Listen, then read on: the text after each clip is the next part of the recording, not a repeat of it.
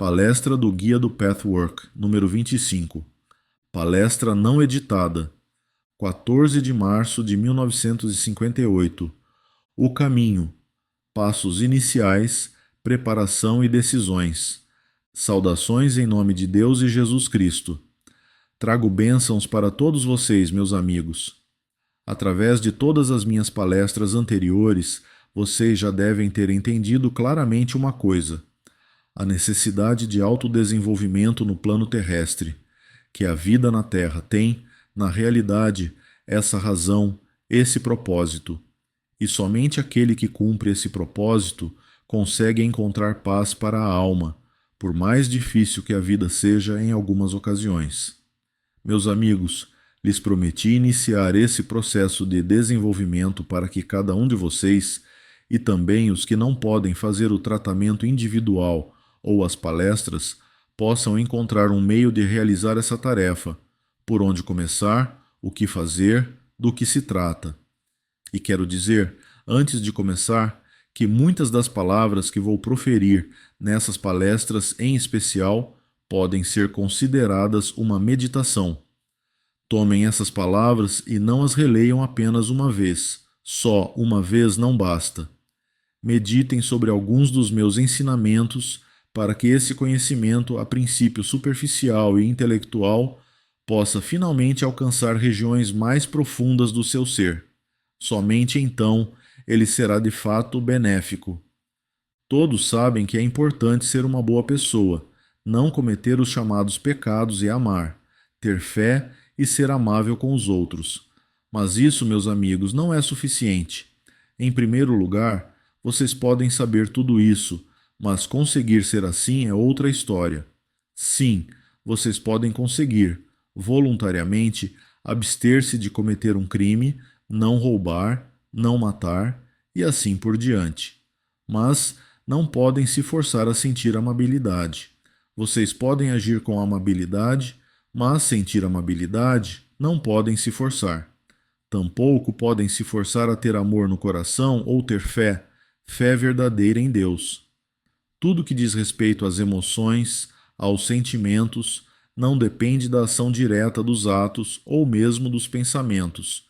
Para mudar os sentimentos, é necessário o lento processo de autodesenvolvimento e autorreconhecimento.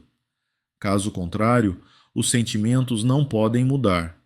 Vocês podem perceber que talvez não tenham fé suficiente, mas perceber e tentar se forçar a ter fé, dizendo preciso ter fé, não vai fazê-los avançar nem 1 milímetro, muito pelo contrário. Superficialmente, vocês podem se persuadir dessa possibilidade, mas isso não significa que a fé ou a capacidade de amar sejam reais, e é nisso que consiste o caminho, a mudança de sentimentos. Para pessoas de desenvolvimento espiritual inferior, já é muito elas serem levadas a não cometer atos errados, mas isso certamente não basta para nenhum de vocês aqui. De vocês, espera-se mais. Pois bem, o que fazer para mudar os sentimentos mais recônditos? Esse é o problema. É por aí que precisamos começar. É aí que preciso mostrar o caminho. O que fazer? Em primeiro lugar, meus amigos, vocês não podem mudar nada enquanto não souberem o que está de fato em vocês, pois o homem tende a se enganar a seu próprio respeito. Essa é a maior dificuldade. Não estou falando apenas da mente subconsciente, que todos sabem que existe, mas não vou nem tão longe assim, pois entre a mente consciente e a mente subconsciente existe outra camada que tem relação muito mais estreita com a mente consciente, mas da qual vocês ainda não têm ciência porque não querem ter. Vocês fogem dela, se esquivam a ela, mesmo que os sintomas e sinais estejam bem diante do nariz. E o homem foge dela porque, erroneamente, acha que o que eu não conheço não existe. Pode ser que ele não pense exatamente nessas palavras, mas sentimentos desse tipo passam por ele, sem que ele perceba. No entanto, ela existe, mesmo que vocês voltem as costas para a realidade interior, a realidade temporária do tempo presente, sem dúvida, mesmo assim parte da realidade da sua vida e do seu estado de desenvolvimento agora. Vocês devem lembrar que há algum tempo fiz uma palestra sobre o eu superior, o eu inferior e o eu máscara. O que acabo de falar faz parte do eu máscara, mas não é apenas uma máscara. Na realidade, eu poderia chamá-lo eu exterior, que nem sempre corresponde à pessoa interior. Qualquer um de vocês, todos vocês sabem agora que é errado fazer, ou pensar, ou sentir determinadas coisas. Pois bem, se esses sentimentos continuam existindo no eu inferior, vocês dão as costas achando assim que eliminaram o que reconhecem como errado. E esse é o maior erro que o ser humano pode cometer. Ele provoca infinitamente mais dificuldade, mais problemas, mais conflitos internos e externos do que qualquer coisa que conheçam na mente consciente. Já mencionei muitas vezes as diversas leis espirituais que o homem transgride constantemente. O processo que acabo de descrever transgride, por exemplo, uma dessas leis. É a lei de encarar a vida. Encarar a realidade da vida significa ser capaz de encarar a si mesmos como vocês são, com todas as suas imperfeições. Sem essa primeira atitude, jamais haverá desenvolvimento. Todos os sistemas existentes que procuram ensinar ao homem um meio de saltar esse obstáculo não podem ter sucesso verdadeiro, pois isso significa transgredir uma lei.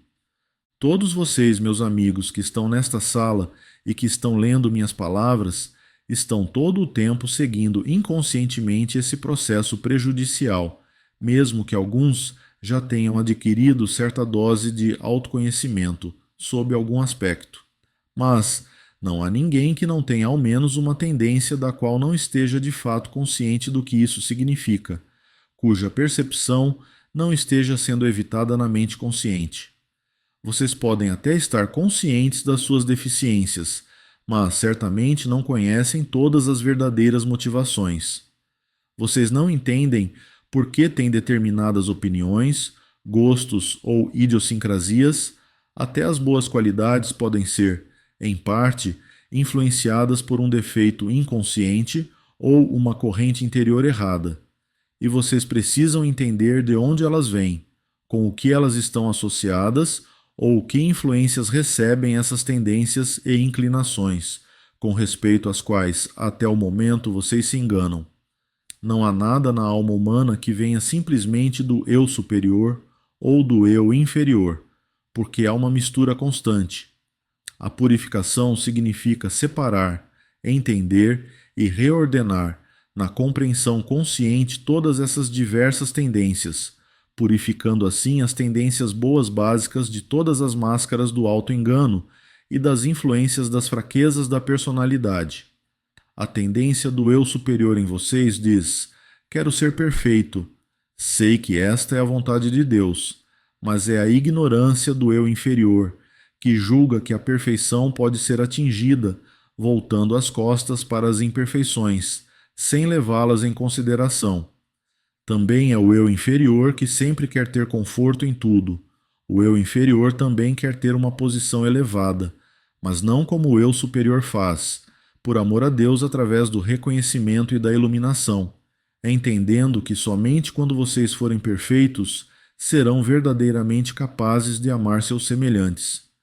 Mas o eu inferior quer ser perfeito para aumentar a gratificação do ego, para encher-se de orgulho, para ser admirado.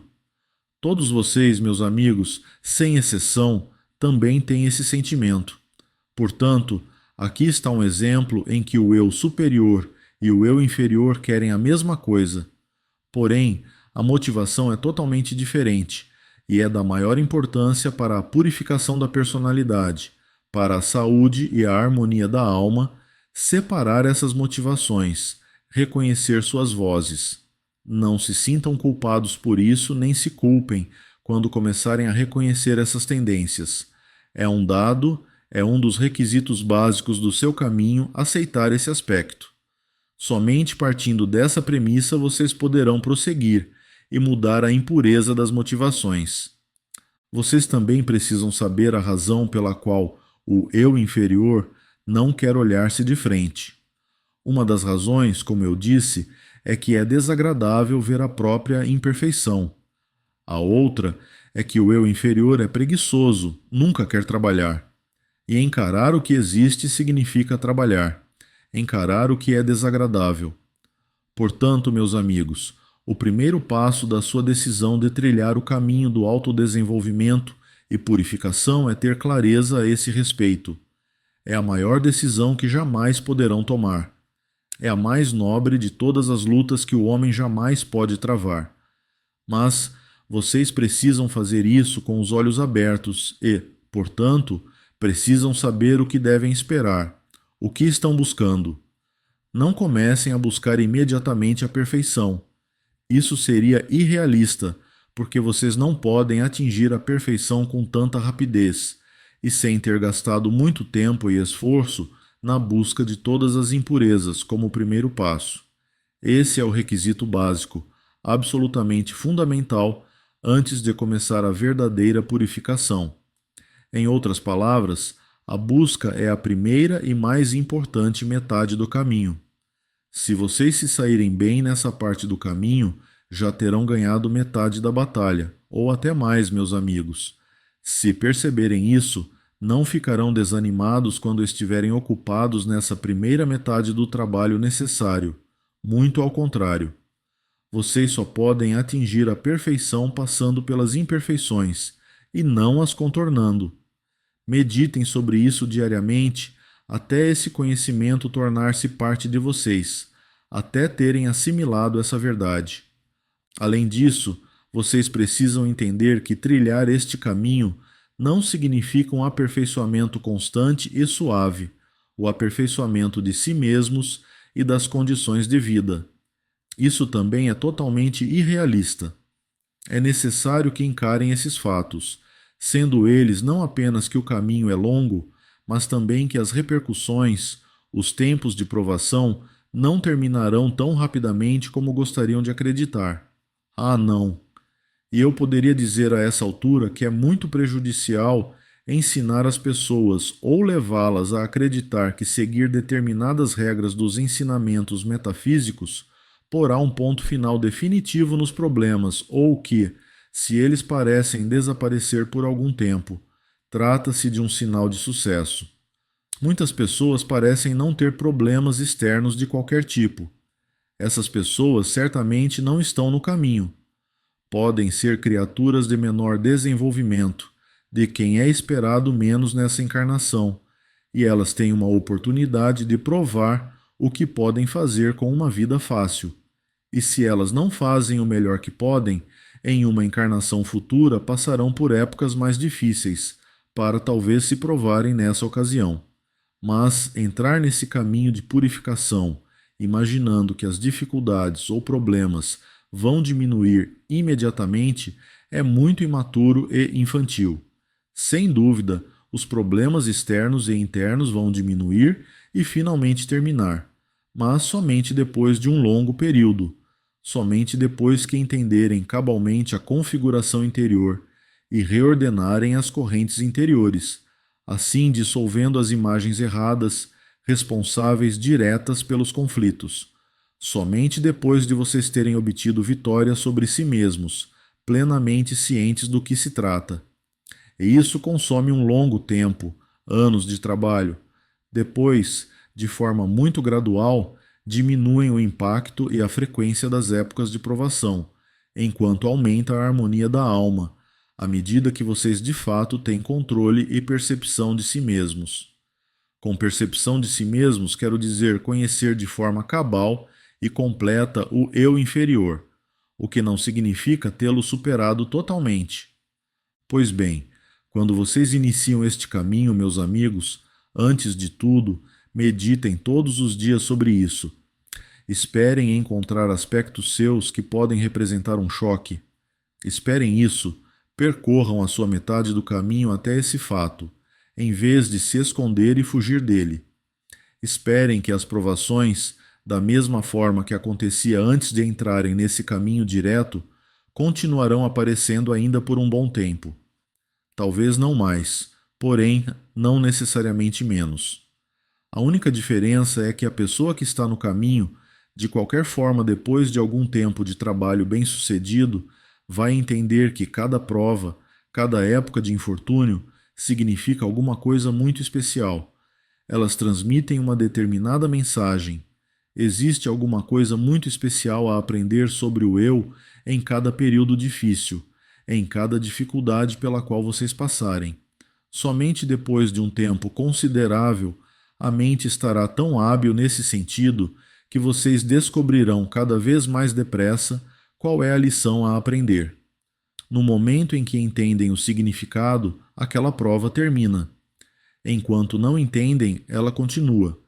Pode recuar durante algum tempo, mas depois volta, do mesmo jeito ou de um jeito semelhante, até aprenderem a lição. E essa é uma grande bênção. Somente quem já passou pela experiência sabe o que é entender a mensagem de uma determinada dificuldade. Entender de fato o âmago da questão, percebe como é grande essa bênção. Naquele momento, o que estou dizendo agora não serão simples palavras, será uma experiência profunda. Por outro lado, a pessoa que não está no caminho, ou que talvez ainda não tenha encontrado totalmente o caminho, que ainda esteja nos primeiros estágios, se sentirá perdida. Ela não saberá por que precisa passar por tudo isso. Dessa forma, é claro que a situação é infinitamente mais difícil de aguentar. Antes de chegarem ao ponto do desenvolvimento em que terminam os períodos de prova, os períodos de perturbação, é preciso passar pelo estágio de entender completamente os períodos de dificuldade e enfrentá-los com coragem e sabedoria. Quando forem capazes disso, o período de transição significará que os conflitos e problemas externos deixarão de incomodá-los. Vocês ficarão muito tranquilos e serenos internamente diante das aflições externas. Somente depois de ser atingido esse patamar é que as dificuldades podem começar, gradualmente, a desaparecer. É preciso ter clareza sobre essas épocas, esses estágios. Portanto, fiquem preparados, pois as provações não vão terminar. Durante algum tempo, a vida exterior continuará como antes, até aprenderem com ela o que é tão necessário. Se tiverem essa expectativa, se entrarem dessa forma, não ficarão decepcionados. Se entrarem no caminho como uma criança de olhos vendados que confunde seus desejos com a realidade, vocês ficarão decepcionados. Decepcionados não apenas com relação a Deus e com o que, de alguma forma, inconscientemente esperavam dele quando enveredaram por este caminho, mas também decepcionados consigo mesmos, com seus esforços. Este caminho não é um conto de fadas, é uma realidade do tipo mais grosseiro, meus amigos. É realidade total. Mas a realidade não é apenas dura, difícil e sombria, pois também não há nada tão bonito quanto a realidade. A beleza da realidade não se compara à insignificante beleza da imaginação, à qual se recorre para fugir da primeira realidade desagradável que aparece. Lembrem-se disso. Outro ponto para meditar. Quando vocês entram neste caminho, também precisam estar preparados para obedecer a mais uma lei espiritual.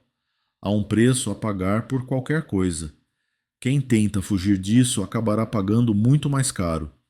Todas as pessoas fazem isso constantemente, uma de uma forma, outra de forma diferente, uma descaradamente, outra com mais sutileza, de maneira mais evasiva. Muitas pessoas não agem assim externamente, mas psicologicamente todas agem, em especial quando se olha para este caminho querendo fechar um olho. Saibam que existe um preço, mas é um preço que vale a pena pagar.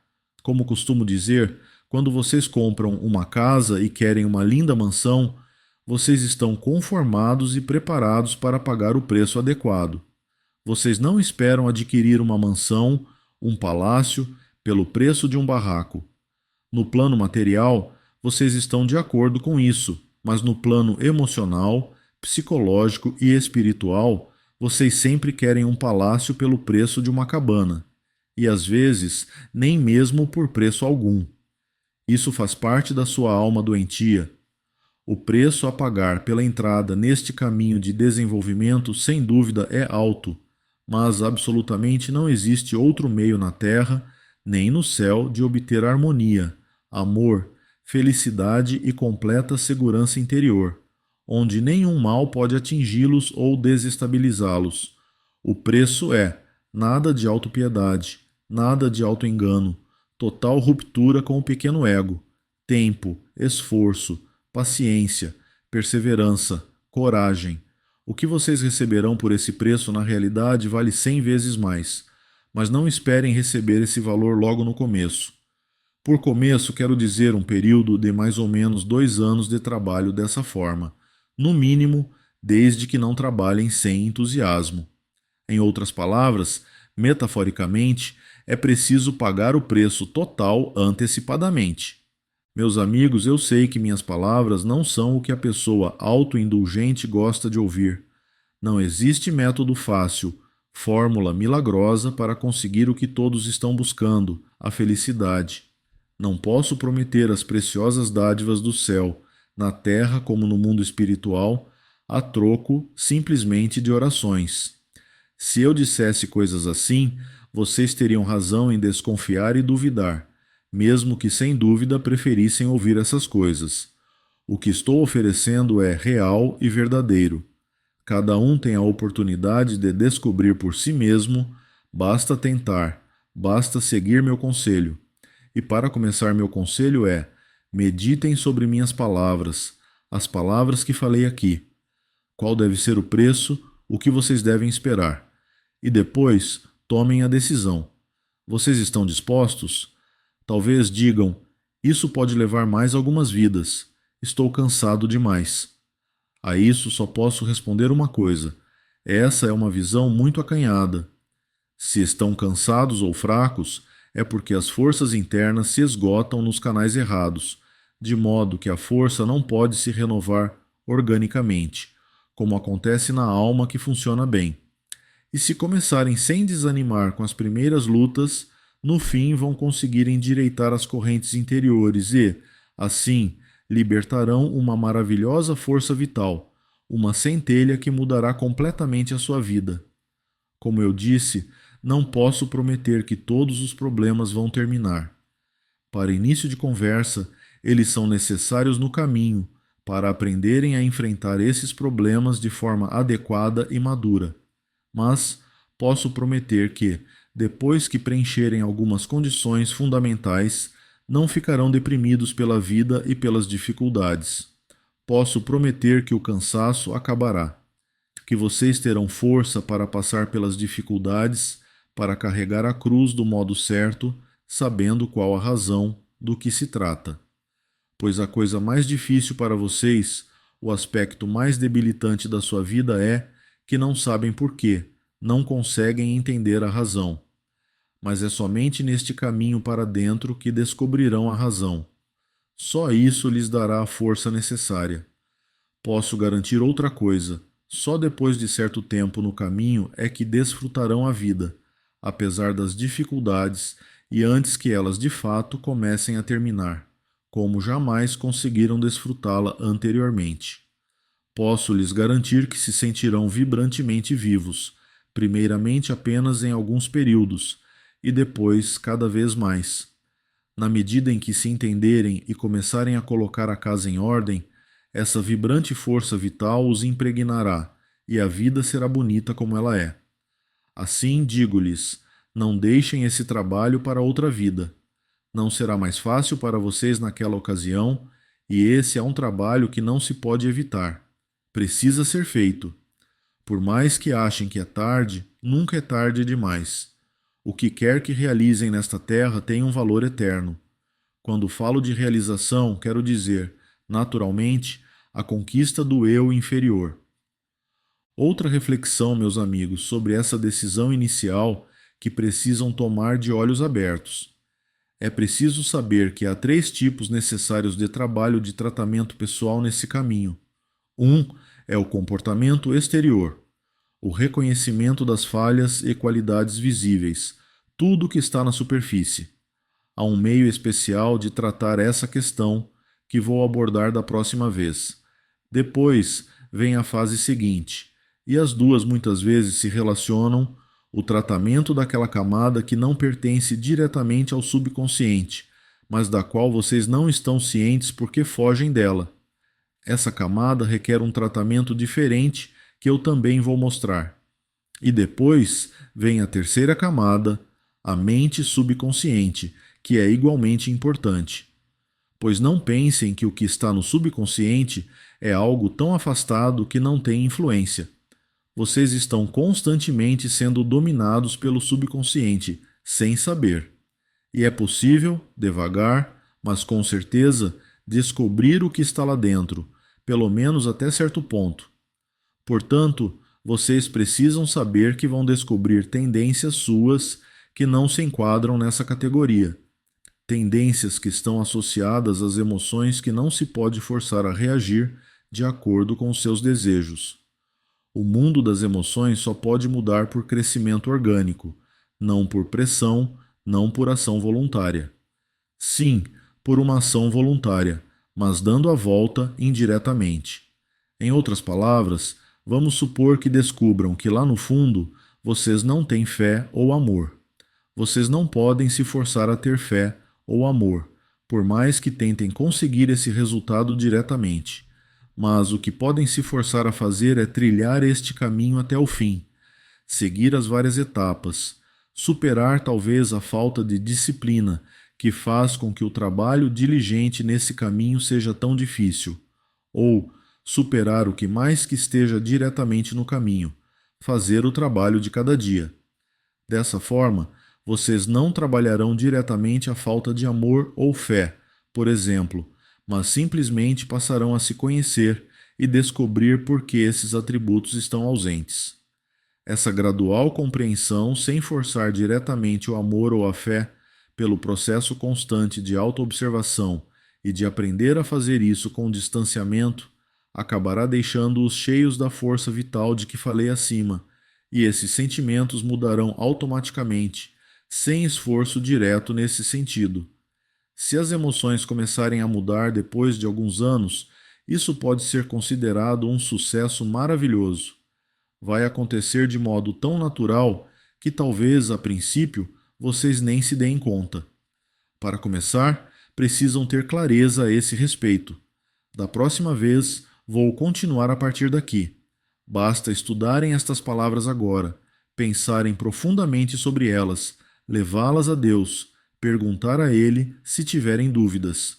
Se o coração estiver aberto de verdade, Ele vai responder, desde que o coração esteja aberto. Acreditem, meus amigos, tudo isso não é nem difícil como pode parecer agora, nem o caminho é um milagre para conseguir felicidade sem exigir tudo de vocês, em matéria de honestidade, força de vontade e esforço. E sim, quero dizer algo mais que também pertence a essa fase de preparação e decisão. Fiquem preparados para uma luta interior. A luta entre o eu inferior e o eu superior. O eu consciente determinará o lado vencedor. Não se pode vencer sem uma luta. É uma luta necessariamente longa. Primeiro é possível que ela se manifeste como tentativa de impedir que trilhem este caminho. O eu inferior pode enviar essas mensagens: não acredito nisso, ou afinal pode não ser necessário, ou estou muito cansado, ou não tenho tempo. Isso, aquilo e mais aquilo. É preciso reconhecer essas mensagens pelo que são, saber de onde elas vêm e usá-las como ponto de partida para investigar mais fundo na alma. Procurem ver claramente o que está de fato em vocês, quando receberem essas desculpas encobertas. Se ficarem preparados de antemão, vocês poderão fazer isso e, assim, conquistarão a primeira vitória. Também já terão aprendido, até certo ponto, como proceder para revelar as máscaras e as motivações erradas. Mais tarde, o eu inferior procurará obstruir o caminho de outras formas. Ele vai tentar agarrar-se a determinadas correntes, mas aí vocês já saberão um pouco melhor como lidar com ele. Não ponham de lado as desculpas superficiais. Elas precisam ser testadas, consideradas, examinadas. Muitos de vocês ficam com medo do que pode sair do meu eu inferior. Talvez esse medo não se manifeste conscientemente como um pensamento conciso, mas é importante neste caminho aprender a interpretar, a traduzir os sentimentos em pensamentos concisos. Podem começar com esse aqui. Esse medo constitui uma razão muito importante para uma pessoa se esquivar do encontro com o eu real. Naturalmente, seria infantil imaginar que o que não apreciam em si mesmos não existe, porque procuram evitar encarar esse aspecto. Mas o eu inferior é imaturo e ignorante, além de seus vários defeitos. Portanto, lhes digo, não se esquivem do que está em vocês. Muitas pessoas vão a psiquiatras e às vezes sofrem um colapso quando ficam cara a cara com o eu inferior durante o tratamento. Nesse caso, isso não será possível porque vocês sabem que o eu inferior não é o ser final. E essa ideia errada leva as pessoas em análise, muitas vezes, a tal autodesprezo e autoaversão que ocorre o colapso. Mas todos sabem que o eu inferior não passa de uma camada, que é algo temporário. Ele não constitui toda a personalidade. Ele está aqui agora e deve ser considerado, mas é temporário, e não é o eu real, pelo menos não inteiramente. Existe o eu superior, em parte já livre, que se manifesta nas suas boas qualidades, na generosidade, na amabilidade ou em tudo o mais que pertence ao eu superior. Mas, mesmo que ele ainda não consiga se manifestar, bem escondido atrás do eu inferior, que a princípio vocês ficam chocados ao descobrir se ainda não o fizeram, está o eu superior, em sua brilhante perfeição. Como vocês podem chegar lá sem passar pelo eu inferior? Portanto, não tenham medo, não fiquem chocados no primeiro encontro com o eu inferior, sobre o qual até agora vocês não tinham a menor ideia. É um procedimento necessário que nunca representa o eu final. Na verdade, quando chegarem ao estágio de levar um choque com algumas de suas facetas, até então insuspeitadas, trata-se de um sinal de melhora. É uma forte indicação do progresso feito, porque sem passar por esse estágio, por mais doloroso que possa ser por algum tempo, não pode haver vitória ou sucesso posterior. Isso faz parte do caminho, meus amigos. Se meditarem sobre essas palavras e ao mesmo tempo procurarem ter consciência do medo, o medo do eu inferior, a vergonha dele, vocês farão uma conquista. Se assimilarem essa verdade, esse conhecimento, vocês enfrentarão o medo com realismo, em vez de se esconderem dele, como vocês se escondem de algumas outras coisas que possuem. Isso é o que tenho a dizer esta noite. Agora, queridos amigos, estou pronto para as perguntas. Pergunta: você se importaria em contar qual a forma de recriação dos espíritos? Resposta: meus queridos amigos, é extremamente difícil o homem imaginar que os espíritos vivem, riem, se divertem e trabalham. Os espíritos dos reinos superiores fazem tudo isso, é claro, em perfeita harmonia. Sua recriação depende totalmente de sua personalidade, do gosto pessoal, do talento e das inclinações. Um pode ter intenso interesse por música, pode viver, pelo menos de vez em quando, em uma esfera na qual pode desfrutar esse passatempo em especial. Outro pode sentir atração pela arte, outro ainda pela ciência. Outro gosta de apreciar a mera beleza da criação. Outro pode se expressar através da dança, e outro pode criar alguns mundos ou partes de mundos ou esferas ou algumas formas, de acordo com sua personalidade. Portanto, todos os tipos de recreação estão presentes no mundo espiritual. Existe a arte do intercâmbio, da conversa, da brincadeira. Tudo que vocês têm aqui não passa de uma cópia muito rude do que existe no espírito. Já disse isso muitas vezes. Isso se aplica também a esse caso. Mas, normalmente, não gosto de falar muito sobre esse assunto, porque o tipo intelectual de ser humano, em particular, não aceita isso com facilidade. Eles vão dizer: como isso é infantil, primitivo. Eles não percebem que as ideias primitivas de algumas pessoas podem ser erradas também, porque elas veem ou imaginam de um ponto de vista muito humano ou irreal, de um modo que tenho dificuldade em definir. No entanto, tudo isso está lá, de uma forma espiritual, mas a pessoa primitiva que tende à superstição também não está certa. Também não está certo o intelectual que nega tudo que é espiritual e que ele considera concreto, e só aceita o que considera abstrato, esquecendo que concreto e abstrato são um em espírito, como tudo é um em espírito, pelo menos nas esferas mais elevadas.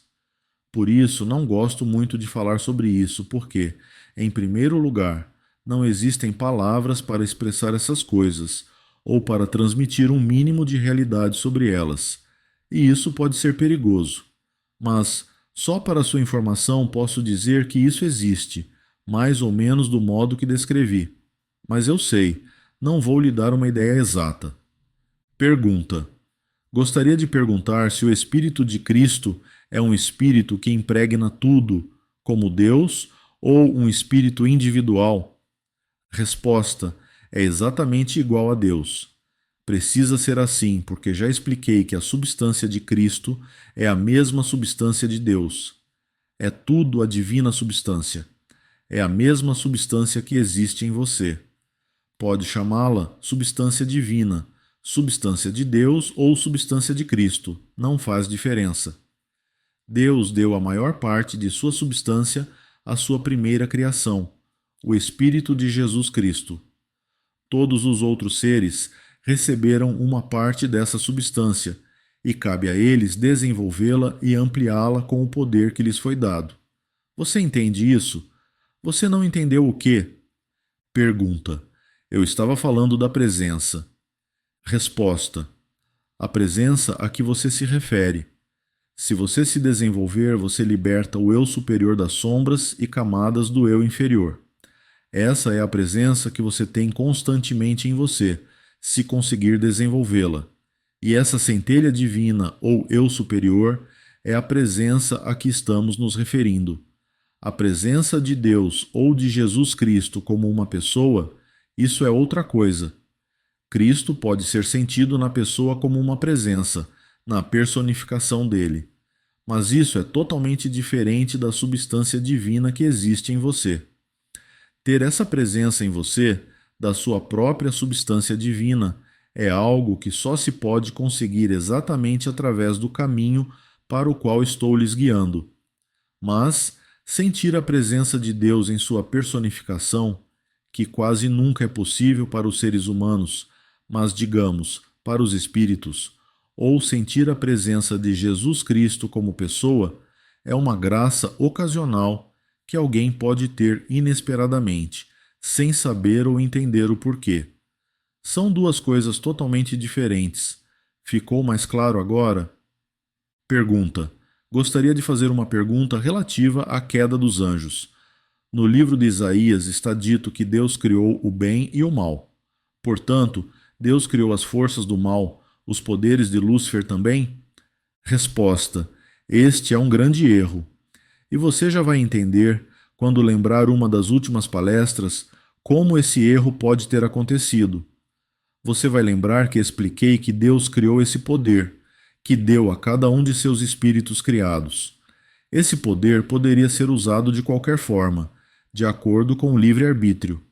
Isso explica por que ou como esse erro pode ter ocorrido. Não é tecnicamente correto dizer que Deus criou o mal. Seria mais correto dizer que Deus criou a possibilidade do mal se, mediante o livre-arbítrio, o poder for usado contra a lei divina. Está claro? Pergunta: sim, mas sempre existe o contrário entre dois extremos.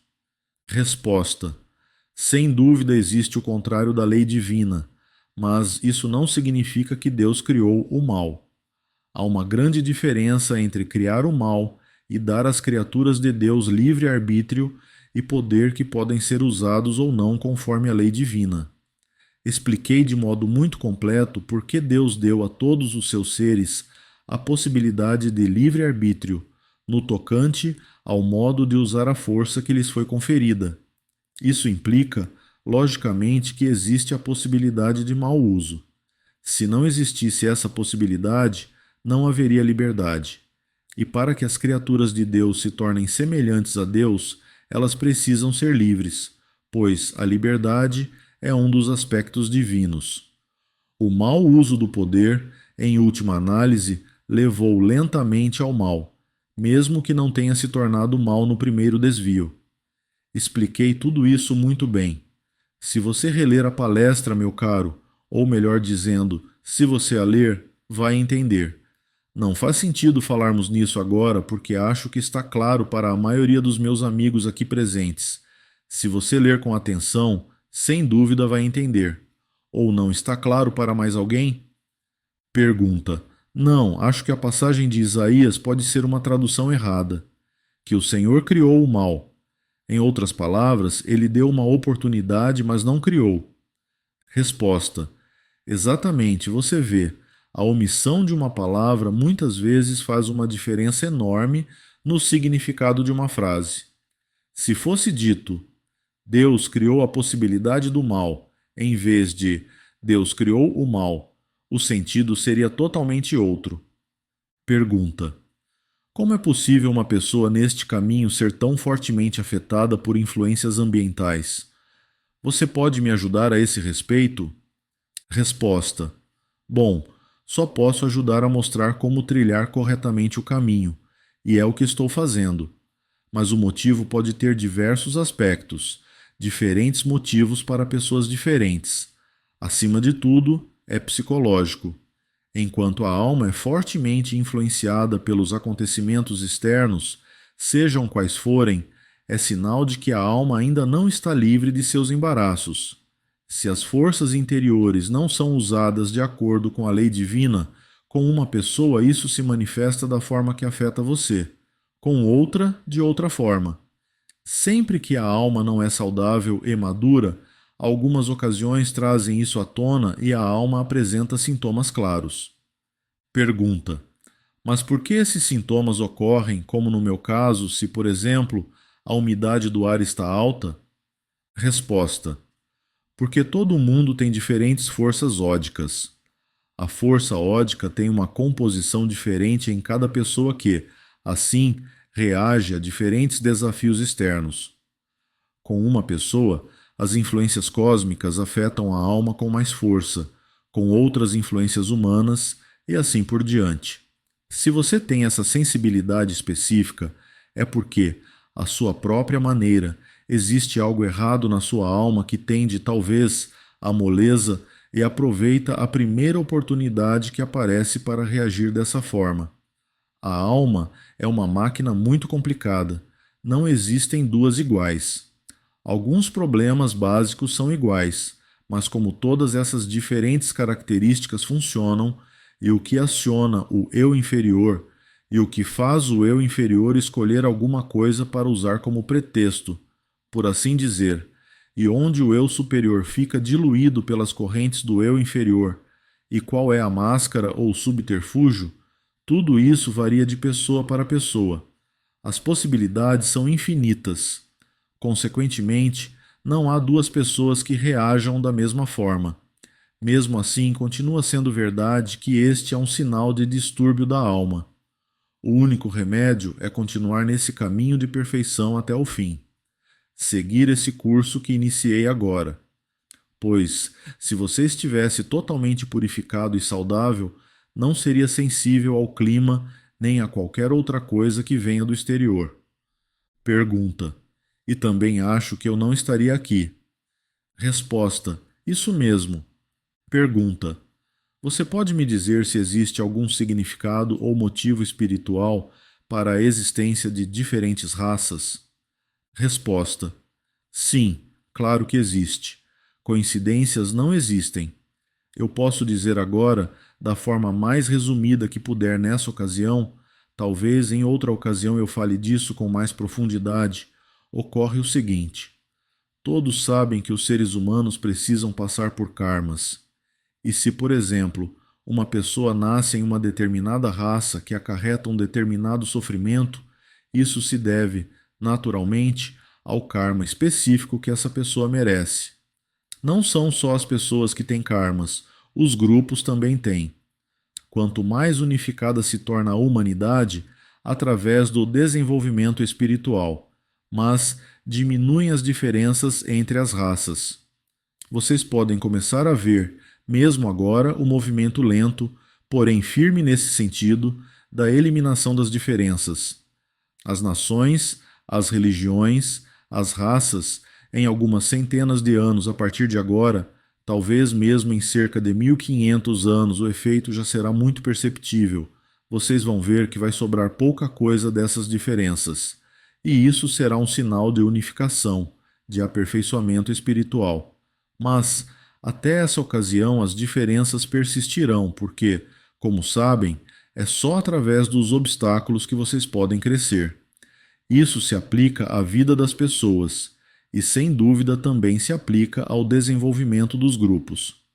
Talvez vocês pensem sobre o fato de algumas raças não sofrerem pelo simples fato de serem diferentes das outras, e podem perguntar o que elas aprendem com isso?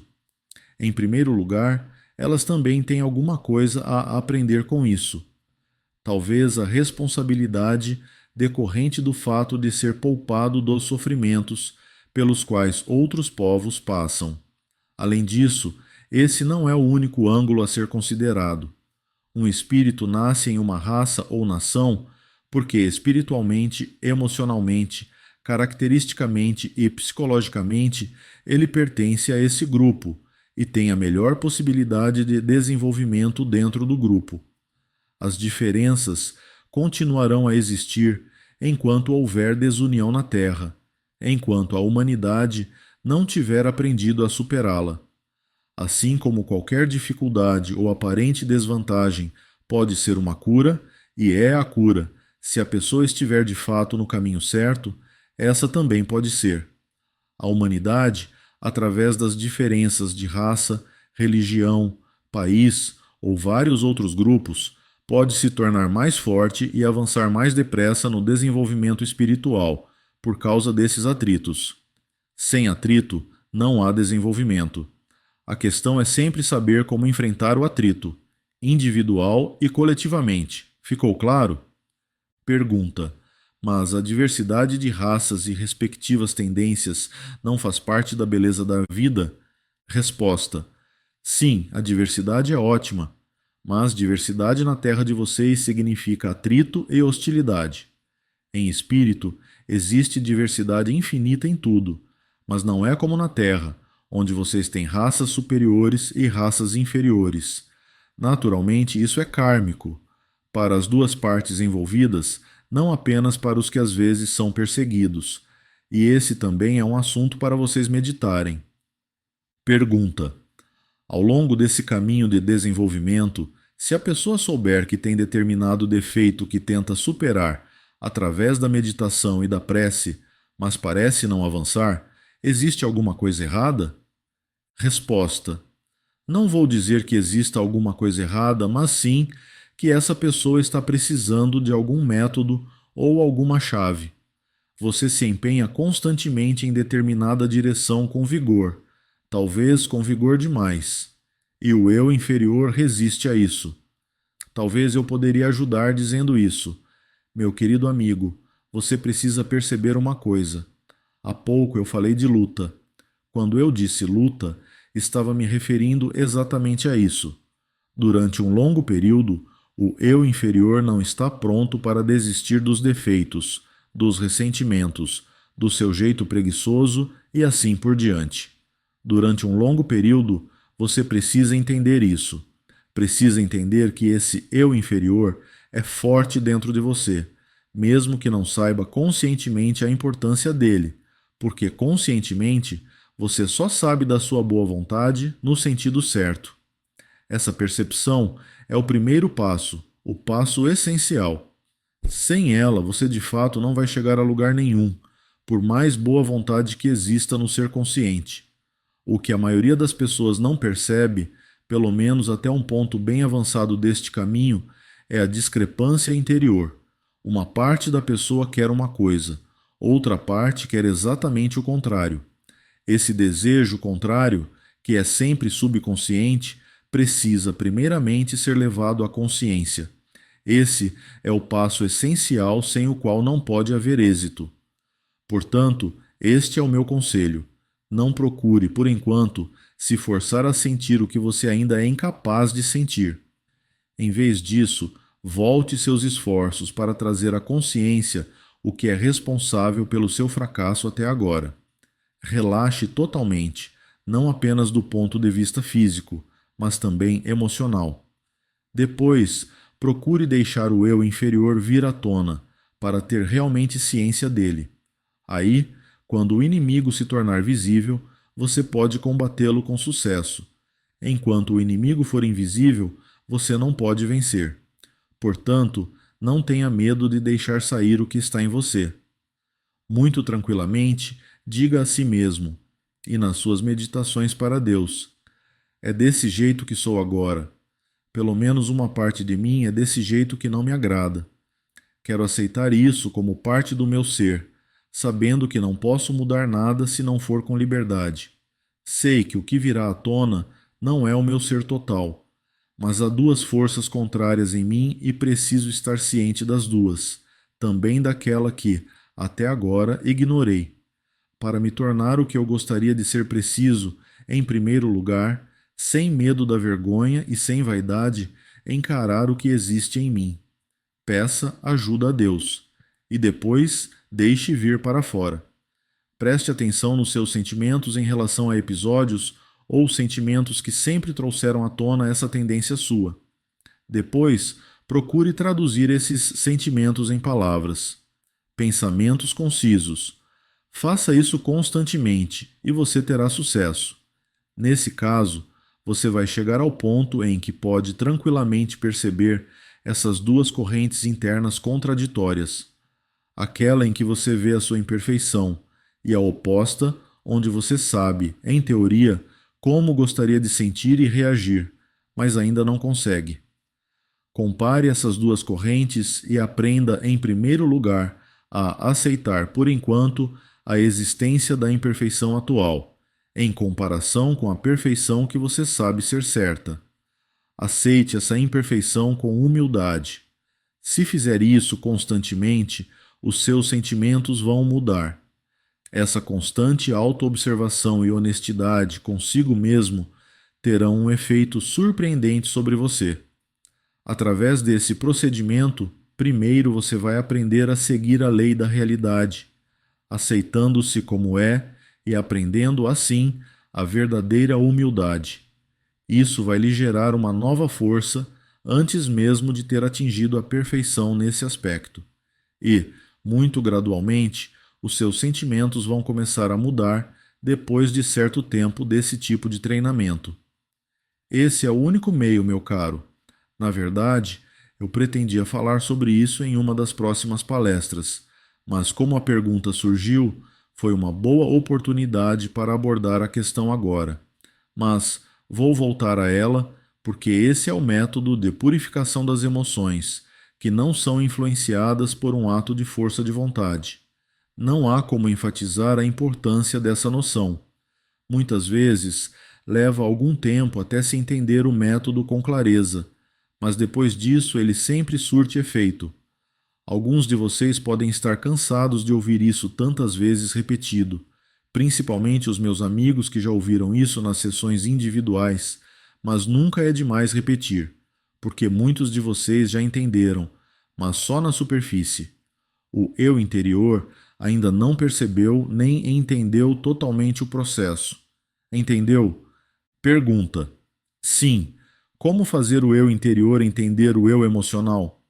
Resposta: para começar, não se deve tentar fazê-lo entender. Deixe-o vir à tona. Essa é a primeira metade. Você não pode educar ou reeducar antes dele ter vindo totalmente à tona. Ter pressa de mudar essas emoções é impossível e, portanto, a pressa é fútil e irrealista. Além disso, esse período de constante autorreconhecimento e comparação entre as emoções conflitantes e o que você julga ser o certo constitui uma lição de humildade, exatamente a humildade necessária da aceitação de si mesmo como um ser imperfeito e a aceitação da forma certa. Essa também é uma lição. Não com sentimentos de culpa, não se castigando. Isso é doentio e improdutivo. Você precisa aprender a se aceitar com realismo. Sob vários aspectos, ainda sou imperfeito, em outros já atingi a perfeição, e no decorrer deste caminho vou descobrir que sou menos perfeito do que achava, e vou aceitar esse fato para ser capaz de mudá-lo.